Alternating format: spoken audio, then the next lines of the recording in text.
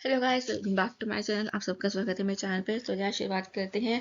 जैसे आपको पता है कि रेलवे ने एक बिल पास किया, मतलब एक बिल पहले से ही पास था, मतलब उसमें कुछ अमेंडमेंट्स की गई हैं, पहले ही प्रपोज किया गया था। अब वो लोकसभा में पास कर दिया गया है। आइए जानते हैं इसके बारे में। चलिए शुरुआत करते हैं हमारी आज की वीडियो। हमारी सबसे पहली चीज़ है व्हाट हैज़ हैपेंड, क्या चीज़ हुई है।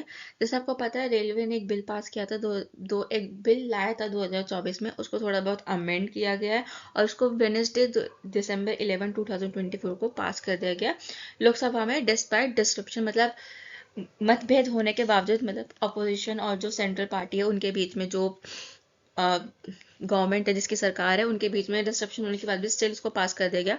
जो बिल था उसको 5 महीने पहले सरकार में लाया गया, मतलब उसको हाउस में लाया गया, पार्लियामेंट में लाया गया, बट उसको स्टिल 5 महीने लग गए पास होने में गवर्नमेंट में। तो उसके बारे में जानते हैं क्या क्या चीज़ें थी। ऑल द प्रोविजन, जो भी प्रोविजंस थे पहले के कॉलोनियल एरे के, मतलब आपको पता है जो हमारा कॉलोनियल एरा, मतलब बेसिकली जो हमारा प्री प्री इंडिपेंडेंस वाला एरा था, जहाँ पे हमारी अंग्रेज लोग भी थे, सब चीज़ थे। उस टाइम पे जो लाया गया एक्ट था उसको इनकॉर्पोरेट किया गया रेलवेज एक्ट 1989 में थ्रू बिल। रेलवे के नेटवर्क से एस्टैब्लिश कर गए, बहुत सारी ब्रांचेस डेवलप की, public work department PWD department तैयार किया बिफोर इंडिपेंडेंस। जबकि जब नेटवर्क एक्सपेंड हुआ, इंडियन रेलवे एक्ट लाया गया 1819 में, इनेक्ट किया गया, प्रॉपर फंक्शनिंग किया गया, डिफरेंट रेलवे एंटिटीज बनी। जो हमारे यूनियन रेलवे मिनिस्टर है उन्होंने ये स्टेटमेंट बोली गई, जो भी इन द अमेंडमेंट, ये सारी बातें उन्होंने बोली थी। ठीक है। अब जो मिस्टर वैष्णव है उन्होंने फर्दर स्टेट किया, जो रेलवे ऑर्गेनाइजेशन है वो सेपरेट करते हैं पीडब्ल्यू वर्क को और रेलवे बोर्ड एक्ट को, जो 1905 में आया था।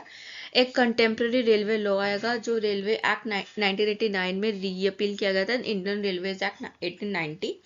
जो भी रेलवे बोर्ड कंटिन्यू करते कोई भी फंक्शन, वो एक एग्जीक्यूटिव डिसीजन होगा किसी भी प्रायर स्टैट्यूटरी सैंक्शन से।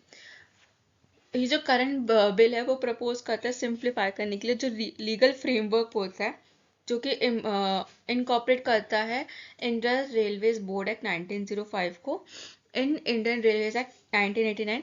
इसको फर्दर हम रिड्यूस करेंगे दो लॉज में, ऐसा उन्होंने कहना है। अब क्या क्या चेंजेस होंगे उनके बारे में बात करते हैं। जो बिल है वो प्रपोज करता है अमेंड करने के लिए 1989 का एक्ट, जो प्रोवाइड करते हैं statutory backing to railways board, जिसका फंक्शन होगा किसी भी without sanction since it began function, मतलब बिना किसी सेंशन के वो अपना काम शुरू कर सकता है। जो स्टैट्यूटरी पावर होगी वो सीक करेगी फंक्शनिंग और independence of the railway board की इंडिपेंडेंस और फंक्शनिंग को।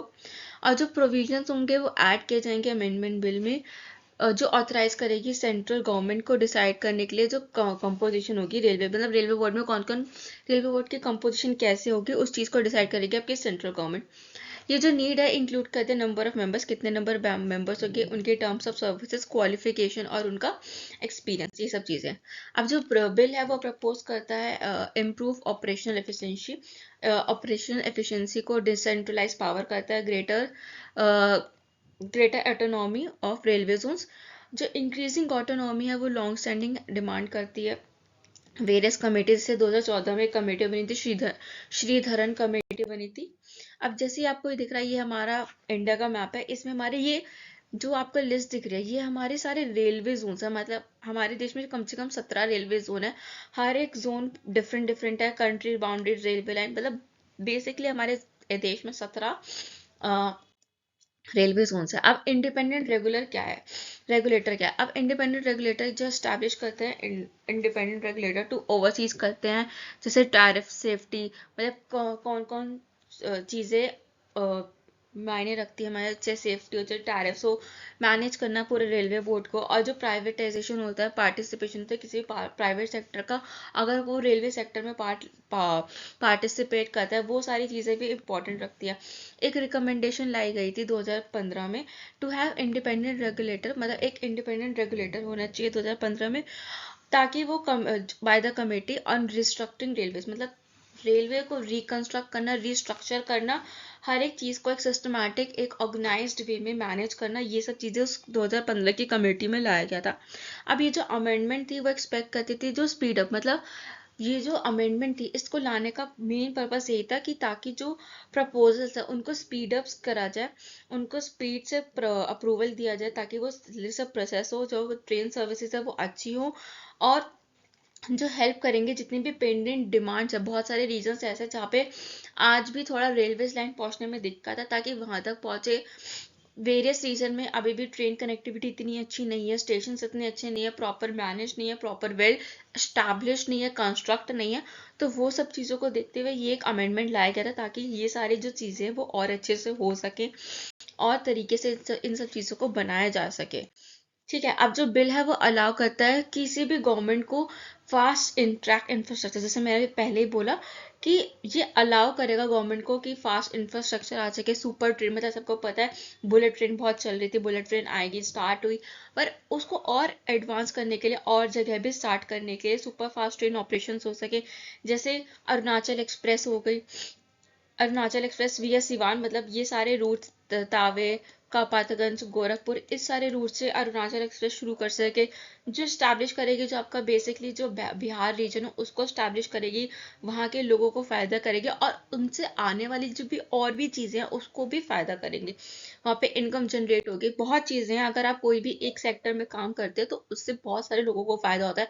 इनकम जनरेशन होती है, डेवलपमेंट होती है, इंफ्रास्ट्रक्चर बढ़ता है, आपकी लोगों की इनकम बढ़ती है, आपके स्टेट की जीडीपी इंक्रीज होती है, फिर आपके देश के जीडीपी इंक्रीज होता है। एक चीज से आपकी बहुत सारी चीजें इंक्लूड होती है, रेफर करती है। अब बेसिकली इसमें जो मेन फेयर आता है वो आता है आपका प्राइवेटाइजेशन का फेयर। जो अपोजिशन मेंबर्स है उनका एक्सप्रेस्ड है, वो एक कंसर्न को एक्सप्रेस करते हैं इस अमेंडमेंट में कि ये एक तरह से अगर हम ये अमेंडमेंट लाते हैं तो उसमें क्या प्राइवेटाइजेशन होने का खतरा रहता है। लोग जो प्राइवेट सेक्टर है वो भी रेलवे सेक्टर में उतरेंगे।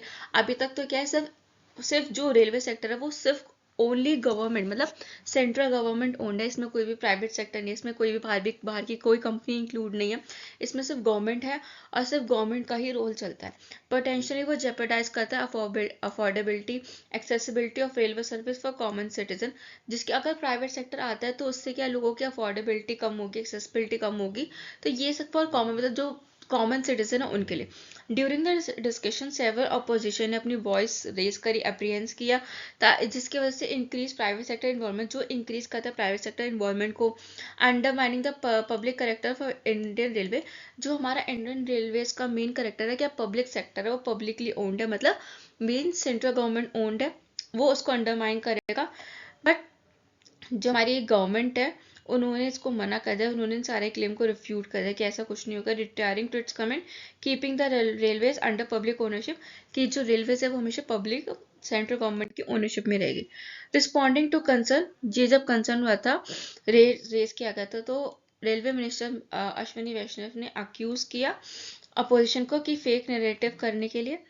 Asserting the amendment is solely at improvising the operational efficiency of Indian Railways, उनका कहना था ये जो अमेंडमेंट लाई जा रही है ये सारी सिर्फ ऑपरेशन एफिशिएंसी को बढ़ाने के लिए लाई जा रही है इंडियन रेलवेज की।